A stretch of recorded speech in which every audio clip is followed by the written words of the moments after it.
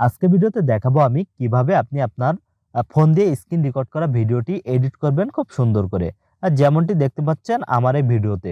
তো এই ধরনের স্ক্রিন রেকর্ড করা ভিডিও যদি আপনি এডিট করতে চান, তো আজকে ভিডিওটি আপনাকে অনেকটা উপকারে আসবে। তো তার জন্য আপনি এই ভিডিওটি সম্পূর্ণ কন্টিনিউ করবেন। আমি আজকের এই ভিডিওতে A to Z বোঝাই দিব কিভাবে আপনি ভিডিওগুলো এডিট করবেন। তো দেখুন, তার জন্য আপনার প্রয়োজন হবে শুধু কাইনমাস্টার অ্যাপস।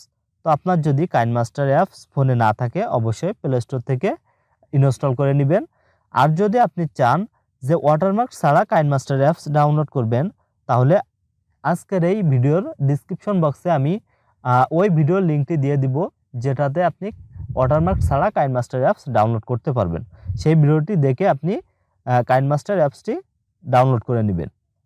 তো দেখুন, প্রথমে আপনি এই ক্রিয়েটের অপশনে চলে আসলে এখান থেকে আপনি একটি ফ্রেম চয়েস করে নেবেন। তো আমি যেহেতু ইউটিউবে আপলোড করি, তো আমি ইউটিউব ফ্রেমটি নিয়ে ক্রিয়েট অপশনে ক্লিক করলাম।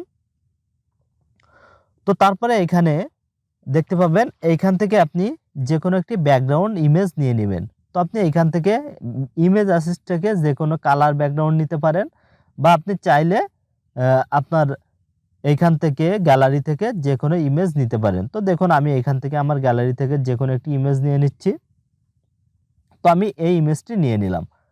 তো দেখুন, এখন আপনার ভিডিও যতদূর লম্বা থাকবে ততদূর আপনি ব্যাকগ্রাউন্ডটি নিয়ে নেবেন। তো আমি এই পর্যন্তই নিয়ে নিলাম। তো এখন আপনি এইখান থেকে লেয়ার অপশনে ক্লিক করবেন। তো লেয়ার অপশনে ক্লিক করে মিডিয়াতে চলে যাবেন। তো তারপর এইখান থেকে আপনি যে ভিডিওটি স্ক্রিন রেকর্ড করবেন সেটা এইখান থেকে নিয়ে নেবেন। তো দেখুন, আমি একটি স্ক্রিন রেকর্ড ভিডিও রেখে দিচ্ছি, তো সেটা এইখান থেকে নিয়ে নিলাম। তো তারপর ব্যাকে চলে আসতে হবে। তো আসার পরে আপনি এই ভিডিওটি এখানে সুন্দরভাবে অ্যাডজাস্ট করে দিবেন। তো দেখতে পাচ্ছেন আমি সুন্দরভাবে অ্যাডজাস্ট করে দিলাম।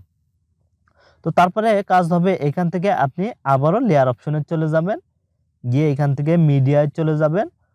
তো আপনার একটি PNG frame, phone PNG frame download করে রাখতে হবে।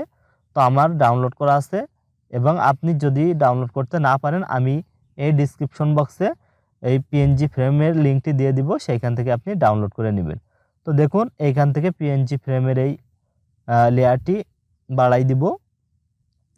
তো বাড়াই দেওয়ার পরে আপনি এটি অ্যাডজাস্ট করে দিবেন, ভিডিওর সাথে সুন্দর করে অ্যাডজাস্ট করে দিবেন। তো দেখুন, আমি এটি ধরে এইভাবে একটু বড় করে দিচ্ছি। তো দিয়ে এটি এইভাবে অ্যাডজাস্ট করে দিচ্ছি। তো এখন এই ভিডিওটি ধরে আমি এই ফ্রেমের মধ্যে সুন্দর করে বসাই দিব। তো দেখুন, সুন্দর করে ফ্রেমের ভিতর বসাই দিলাম।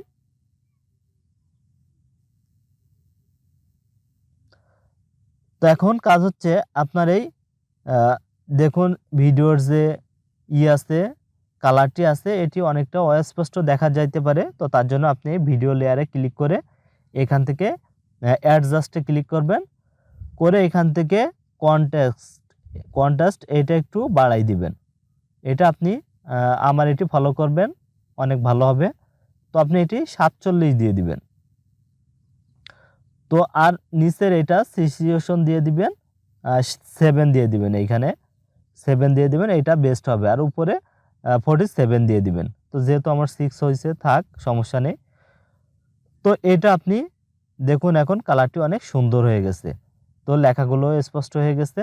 তো এইভাবে আপনি খুব সহজে কিন্তু ফ্রেম অ্যাড করে ভিডিওগুলো এডিট করতে পারবেন।